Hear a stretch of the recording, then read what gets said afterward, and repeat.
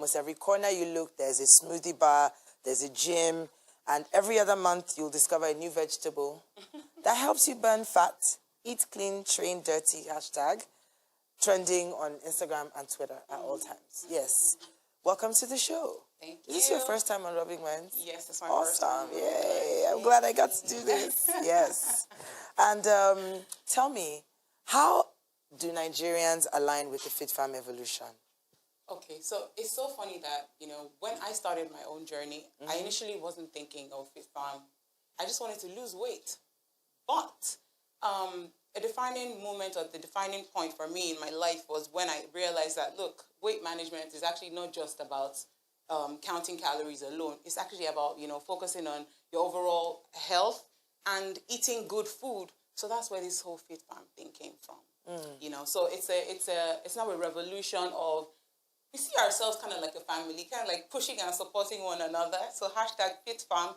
We have, Instagram has about 107 million Fitfam hashtag, entries of the Fitfam hashtag. And apparently you have on Twitter every 30 minutes or every hour about 700 Fitfam hashtags. So yes, it's taken over Nigeria for sure.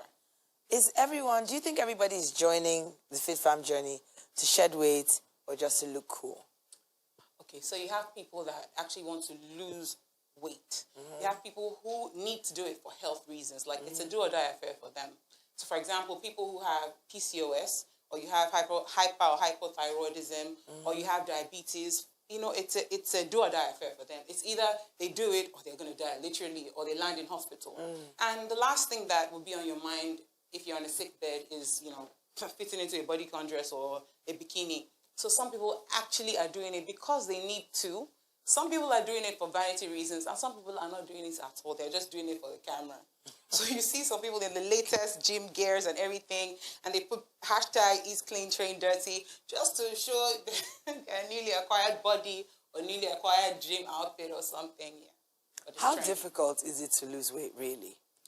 How difficult is it to lose weight? So it depends on the angle that we're looking at it from.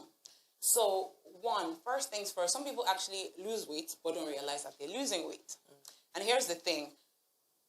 If the scale is the only measure of progress, if the scale is your only measure of progress when it comes to weight loss, then weight loss is going to be extremely hard for you. The average human being will fluctuate between 2 to 4 kilograms in a day.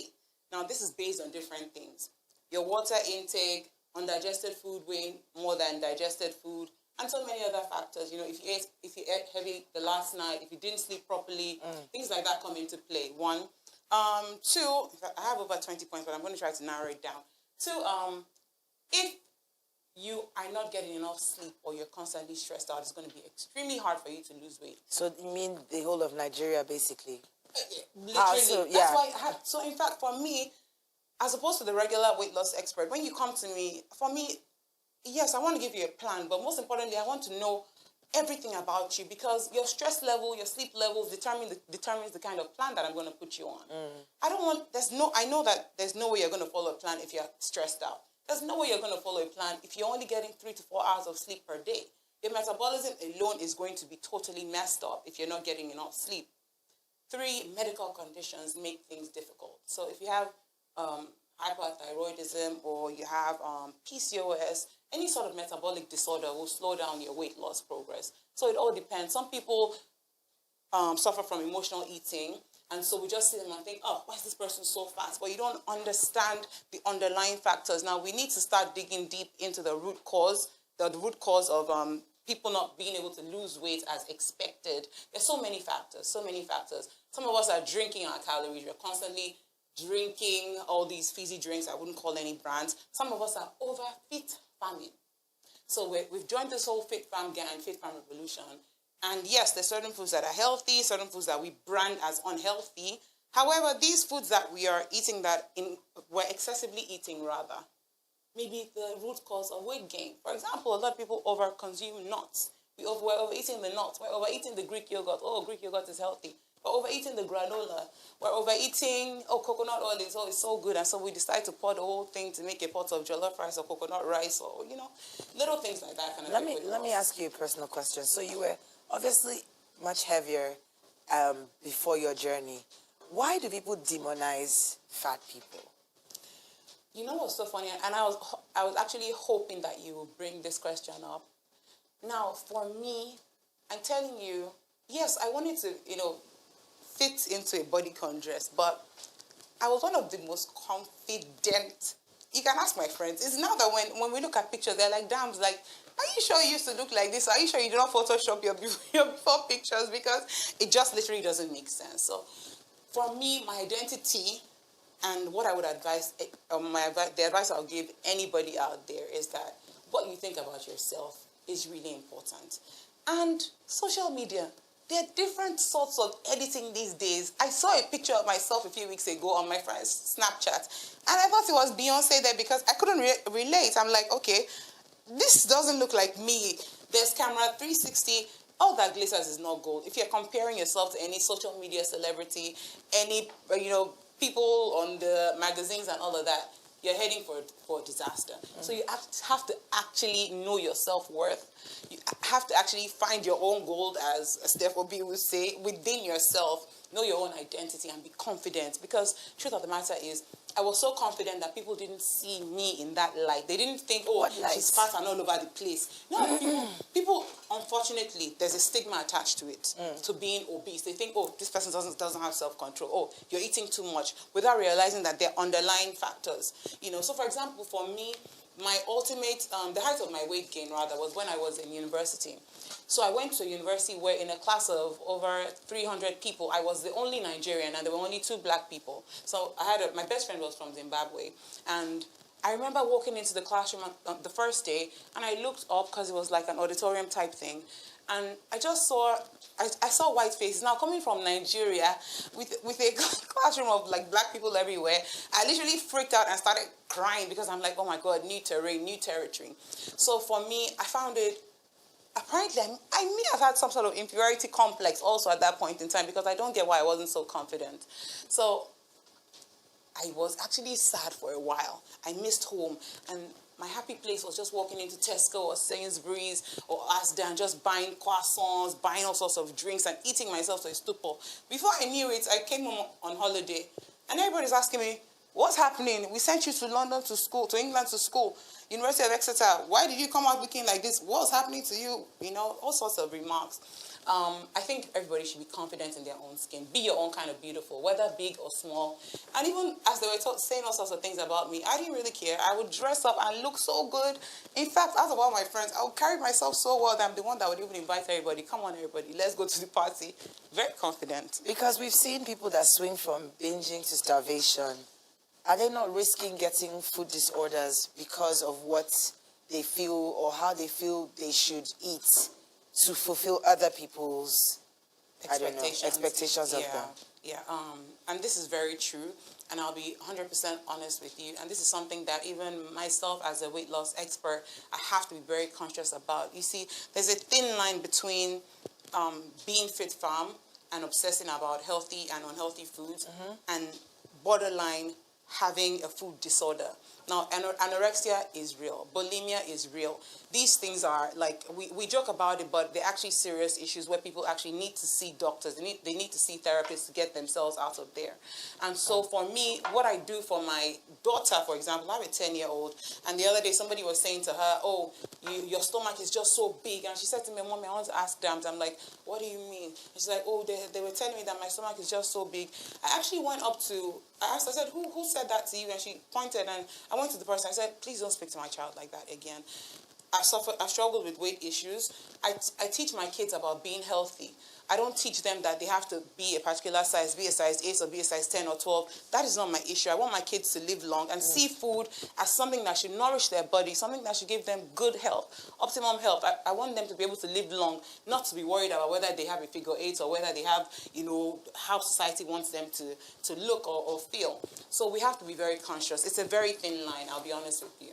People often say that weight loss is an expensive game, and even eating healthy is expensive. Are there ways that you can actually go around it where you don't have to spend so much more to eat more healthy, to eat healthier foods? Of course. I always tell people that I'm sure I'm starting to sound like a broken record. For every broccoli, there's ewedu, there's okra, there's ugu, there's bitter leaf, there's water leaf. For every strawberry or pomegranate, there's orange, there's pawpaw, there's watermelon. In fact, even in slices, you see the malams on the street now, they're selling them in slices. There's no excuse whatsoever. I've coached people from the cream de la cream of the society, as Nigerians, as people will say, to coppers, you know, and being on the copper salary is not easy, as they call it alawi. So we have to literally break it down to things that are affordable for them. So eating healthy is not expensive. Eating imported food is what is expensive. There's a difference. But Fitfam is like a religion. So people are constantly obsessing over food, and they feel guilty every time they take an extra portion. Is that a problem? Here's what I always say to people, including myself. I have to remind myself every day also, and my clients. If you messed up on one day, doesn't mean that you're going to give up on your journey. And even I, as a weight loss coach, there are days where I'm like, okay, Damz, if somebody just saw what you put on your plate now, they'll be wondering, is this not Ask Damz weight loss expert? I don't hide what I eat for me, because when you start hiding what you eat, it can lead to a food But do you live under pressure of that sometimes? Of course. You know what? If I wake up, it's size 20 tomorrow, I'm going to lose my job. So there's definitely pressure.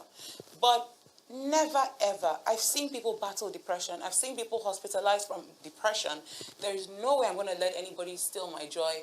You know, there's no way I'm going to let anybody dictate to me how to live or what size that I'm supposed to be. It's so funny that a couple of weeks ago, apparently I've shrunk. I lost a couple of inches. And somebody saw me and said, why are you looking like somebody that's just very scrawny?